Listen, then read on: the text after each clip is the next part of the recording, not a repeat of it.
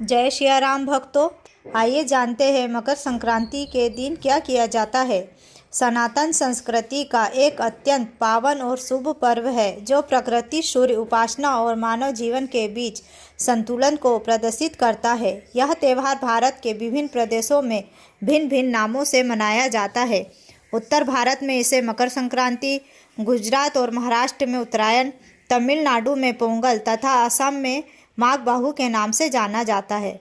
नाम चाहे अलग हो, लेकिन इस पर्व का मूल भाव एक ही है और वह है सूर्य देव की उपासना और दान पुण्य करना। मकर संक्रांति का पर्व सूर्य देव के मकर राशि में प्रवेश के साथ ही मनाया जाता है। यह वह क्षण होता है जब सूर्य उत्तरायण होते हैं और खरमास के बाद शुभ काल आरंभ होता है।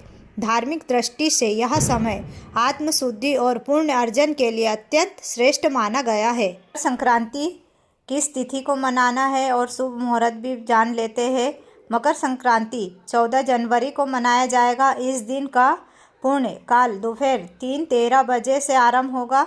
वहीं महापुण्य काल दोपहर 3:13 बजे से शाम 4:58 बजे तक रहेगा। शास्त्रों के अनुसार इस अवधि में किया गया स्नान, दान और पूजा कई गुना पूर्ण फल प्रदान करती है। माना जाता है कि इस शुभ काल में दान करने से अक्षय पुण्य की प्राप्ति होती है और साधक के जीवन में सुख समृद्धि का वास होता है। संक्रांति का उल्लेख अनेक पौराणिक कथाओं में मिलता है। महाभारत के अनुसार भीष्म पितामह ने उत्तरायण काल की प्रतीक्षा करते हुए अपने प्राण त्याग दिए थे। मान्यता है उत्तरायण में देह त्याग करने से मोक्ष की प्राप्ति होती है। इसी कारण इस काल को अत्यंत पुण्यदायी माना गया है। कृषि प्रधान भारत में मकर संक्रांति का विशेष सामाजिक और सांस्कृतिक महत्व भी है। यह पर्व नई फसल के स्वागत का प्रतीक है। किसान इस दिन प्रकृति और सूर्य देव का आभार व्यक्त करते हैं।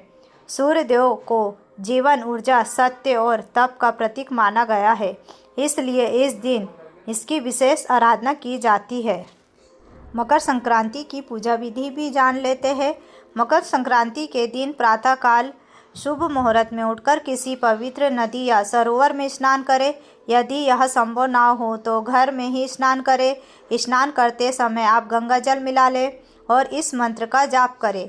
गंगे च यमुने चैव गोदावरी सरस्वती नर्मदे सिंधु कावेरी जलस्मिन् सिंधु कुरुः। ओम पवित्रः पवित्रो वः सर्वावस्थां गतोऽप्वः या सम्रेत पुंडरीकाक्षां सह बहत्रं शुचिः। स्नान के पश्चात स्वच्छ वस्त्र धारण करें। पूजा के लिए तांबे का लोटा ले और उसमें स्वच्छ जल भरे। जल में पुष्प, तिल, गुड़ और रोली मिलाए।